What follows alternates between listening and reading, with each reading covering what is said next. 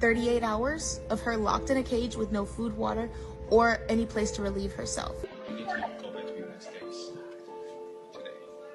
Can I be with my cat? No, she can't be locked up for hours.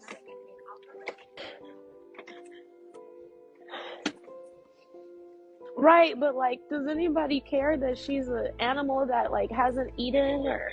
I don't even know where to begin. I've been planning this trip to Bali for months now. We made sure that my cat had all of her proper paperwork. We took her to the vet. She got her travel certifications exclusively for Indonesia. We got her sedatives. My pet doctor, you guys looked up the requirements for her to travel to Indonesia, and not only did you put Indonesia and Bali on the paperwork, but you let me pay almost $1,300 in travel expenses and certifications, knowing, or maybe you didn't know clearly, that the cat couldn't come. That's something that if you're going to charge and you're going to ask, because it is on the documentation, that you should know this. The next thing, and this is the biggest, when I was in LAX, I was confidently informed by the manager that my cat would be able to travel from LA to Bali if she was simply in a hard carrier. She couldn't go in the cabin with me. I was sad about that, but we made it work. I get to the gate to get on. My boarding pass says cannot board when they scan it. So they're saying, oh, you did not pay for your cat to travel. Not a problem, I can take care of that now.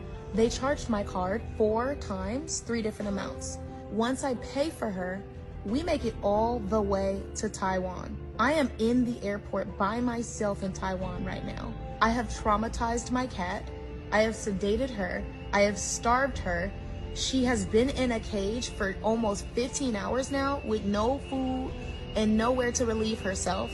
When I paid for baby cat to fly, they put a baggage tag on her carrier that said Final Destination Bali. At that point in time, if she was not able to go and enter Bali, why was that even able to print from your system? This should be a protocol you're very familiar with, even if it doesn't happen every single day. When I get to Taiwan, they tell me that I have no choice but to go back to America, and that I also have to pay for my own ticket. I also have to foot that bill to go right back. Human error is the reason why we allowed your cat to get on the flight. So if you as a company can admit that human error was the reason you allowed my pet to get on only one leg of a very long international flight, why is it that you guys are not responsible for rectifying the situation? Human error on your end, but I am responsible for rectifying this. 38 hours of her locked in a cage with no food, water, or any place to relieve herself. That's trauma. I'm traumatized, and I know she's traumatized. I feel so shitty for even allowing her in this situation, but how was I to know? And it seems like no one cares. Not the company, not no one. They said, just give me your money. We want your money, give it. I'm traumatized. She has no idea if her cat's okay. Her cat is still stuck in cargo. I just wanted to give you guys a quick update on what's going on. It is so loud, I apologize, but we gotta do what we gotta do here in the airport. It has been about 21 hours that we've been separated. We have another 18 hours apart. I am just praying to Jesus Christ that she is okay and that she hasn't like defecated in her own cage, and that maybe somehow either she has bionic bladder powers or they're letting her out, because I wouldn't want anything to happen to her because of negligence. I did want to clear some things up, because there's a lot of people in the comments asking questions, assuming that I'm the one like who's torturing my cat. I'm the one who's moving to Bali. We're not going on a short little holiday. I'm gonna be there for a minimum of 7 months. I already have a 6-month visa. So this was planned out. We're building a house there, guys. So I wanted to bring my OG cat. She's 10 years old. She's never been away from me for that long. And up until this point, everyone, the veterans, the USDA people, who else?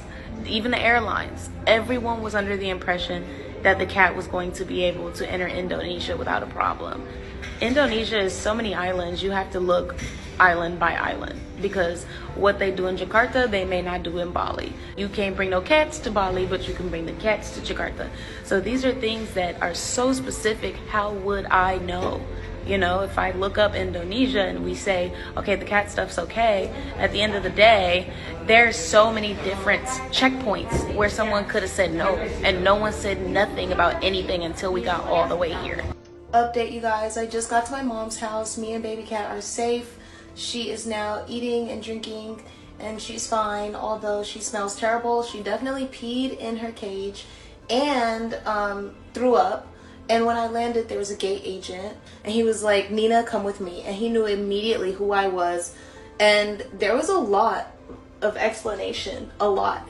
I really thought by this time today, me and my baby were going to be like with flowers in our hair, stretched out on the villa grass, living our best life. And now we're back in my mom's house. But the silver lining is that she's okay. And this is not the end. This is the beginning of this.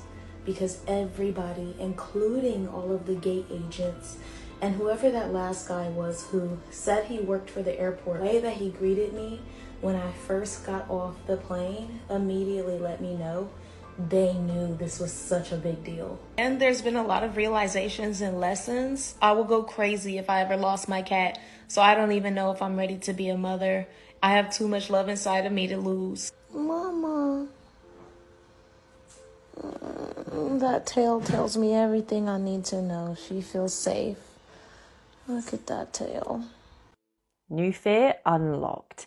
That must have been so traumatizing for her and her cat. Being stuck in cargo for that long without any food or water.